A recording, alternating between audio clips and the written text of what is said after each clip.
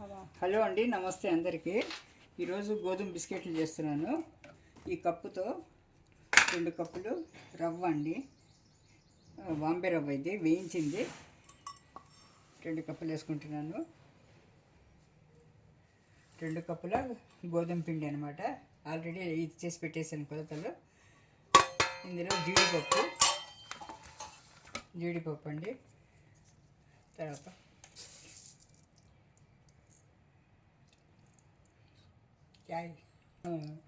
సోంపు అండి. ఇది మైదా బిస్కెట్లు చేస్తున్నాను.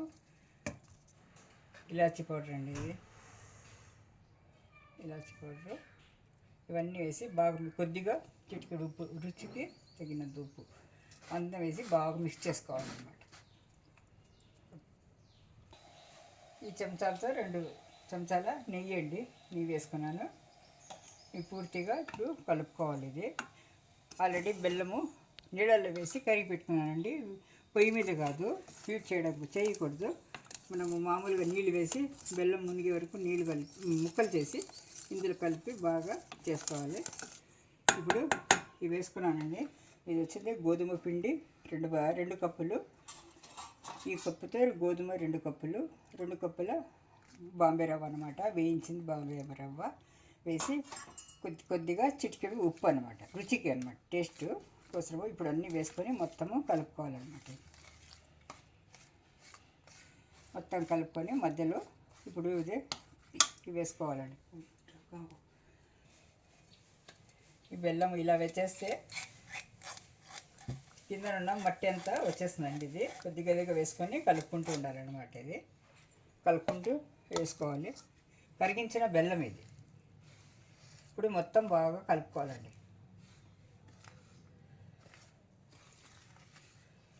పూర్తిగా చక్కగా సరిపడినంత కలుపుకోవాలన్నమాట. మన గోధుమ పిండి ఎలా కలుపుకుంటామో అలా కొంచెం గట్టిగా కలుపుకుంటే గోధుమ బిస్కెట్లు చక్కగా వస్తాయండి.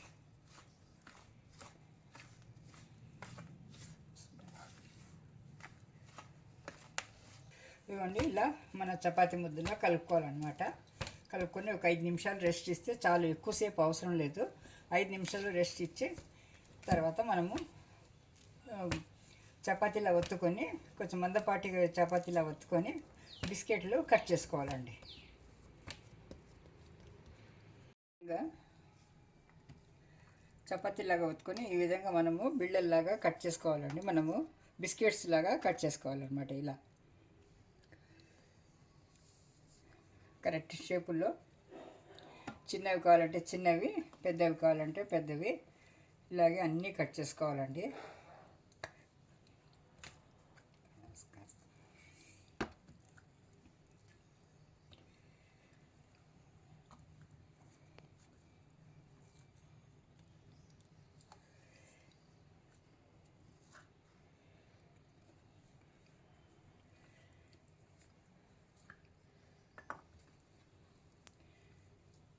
మిగిలిన భాగాలన్నీ తీసి మళ్ళీ పిండిలో కలుపుకోవచ్చండి. మనము ముద్దలో కలుపుకొని మళ్ళీ చపాతీలాగా చేసుకోవాలన్నమాట. అది కట్ చేసుకోవచ్చు.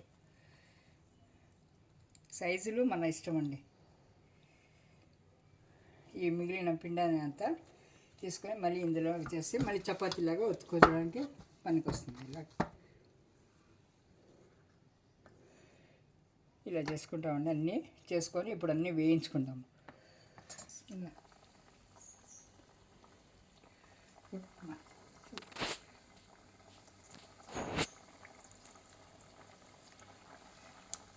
మీడియం ఫ్లేమ్లో పెట్టుకొని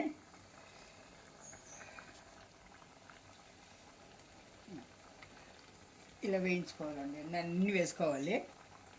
కాస్త ఎర్రగా వేగిన తర్వాత తీసుకోవాలన్నమాట. గట్టిగా అలా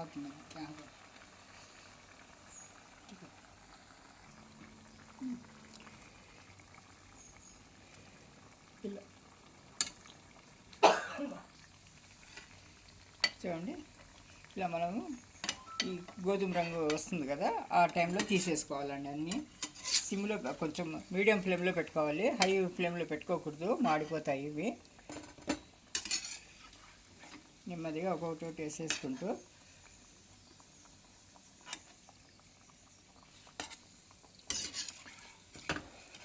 ఆయిల్ ఎక్కువ వేడి కాకూడదండి, లేకపోతే నల్లగా మాడిపోతాయి. మనం ఈ కలరు లేకపోతే ఇంకొంచెం ముందు కలర్ కూడా తీసుకోవచ్చు అన్నమాట. గోధుమ రంగులో తీసుకోవచ్చు. గోల్డెన్ కలర్ వచ్చిన తర్వాత ఇలా అన్నీ వేసుకోవాలి. ఆరిన తర్వాత కొద్దిగా ఇది పడుతుంది, గట్టి పడుతుంది. చపాతీలాగా మనం ఉతుకున్న తర్వాత ఈ షేప్లో కూడా స్క్వేర్ షేప్లో కూడా చేస్తున్నాను ఒకటి. అది రౌండ్లో అయిపోయింది. ఈ లిడ్తో చేసినామంటే రౌండ్ వస్తుంది. ఇప్పుడు మనం కావాలంటే ఇది స్క్వేర్ షేప్లో కూడా కట్ చేసుకోవచ్చు. మన ఇష్టం అండి, ముక్కలు సైజులు బట్టి మన ఇష్టం అవుతుంది. ఇలా స్క్వేర్ షేప్లో కట్ చేసుకోవచ్చు అన్నమాట.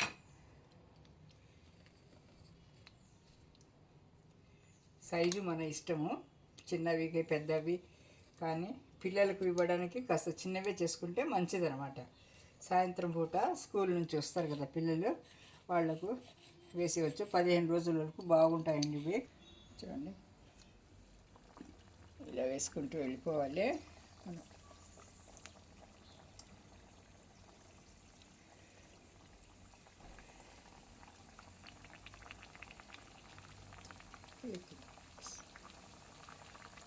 మీడియం సిమ్లోనే పెట్టండి, ఎక్కువ చేయొద్దు. సిమ్లో పెట్టినే నెమ్మదిగానే మనము వేయించుకోవాలండి, ఫ్రై చేసుకోవాలన్నమాట.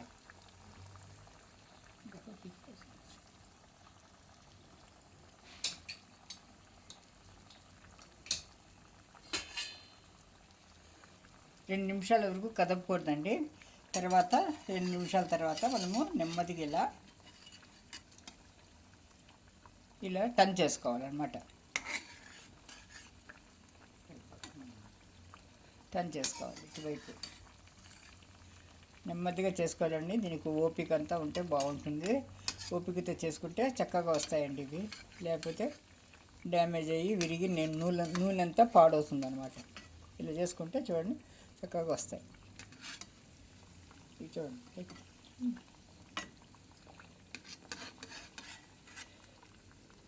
ఇలా సిమ్లో పెట్టుకొని వేయించుకోవాలన్నమాట. నెమ్మదిగా వేగితేనే బాగుంటుంది. లోపలంతా పచ్చిగా కాకుండా లోపల కూడా కరకరలాడుతూ బాగా వస్తాయి అన్నమాట. ఈ కలర్లో తీసేయాలండి, గోల్డెన్ కలర్ వస్తుంది కదా, ఇలా తీసేయాలన్నమాట.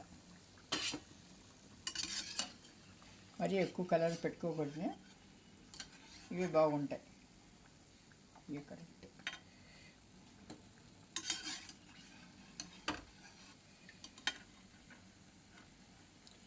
ఇదే విధంగా అన్నీ వేయించుకోవాలండి పూర్తిగా. మిగతావన్నీ కూడా ఇదే సేమ్ ప్రాసెస్లోనే వేయించుకోవాలన్నమాట, డీప్ ఫ్రై చేసుకోవాలి. 4 కప్పులకు ఇంత వచ్చిందండి. ఇన్ని బిస్కెట్స్ వచ్చినాయన్నమాట. ఇవి బాగా కరకరలాడుతూ బాగుంటాయండి బిస్కెట్లు. చూడండి, మనము ఇలా పెట్టినా కూడా చూడండి ఇలా వస్తుంది, కరకరలాడుతూ బాగా వస్తుంది అన్నమాట.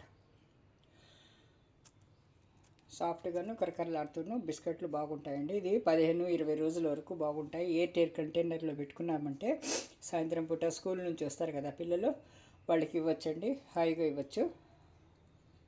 మన ఇంట్లో చేసుకుంటాం కాబట్టి హెల్తీగానే ఉంటుంది. గోధుమ పిండి, ఇది మైదా పిండిలు కాదండి, గోధుమ పిండి, గోధుమ రవ్వ అనమాట, బాంబే రవ్వ అనమాట.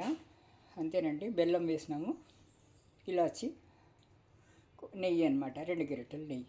అంతేనండి. థ్యాంక్ యూ ఫర్ వాచింగ్ అండి. నా ఛానల్ని ఫస్ట్ టైం ఎవరైతే చూస్తున్నారో వాళ్ళు సబ్స్క్రైబ్ చేసుకోండి ప్లీజ్. షేర్ చేయండి, లైక్ చేయండి, కామెంట్ చేయండి. మీరు ఒకసారి చేసి చూసి బాగుంది అనిపిస్తే కామెంట్ చేయండి. మరొకరికి షేర్ చేయండి. మీకు తెలిసిన వారందరికీ, తెలిసిన బంధుమిత్రులందరికీ షేర్ చేయండి బాగుంది అనిపిస్తే. థ్యాంక్ యూ ఫర్ వాచింగ్ అండి.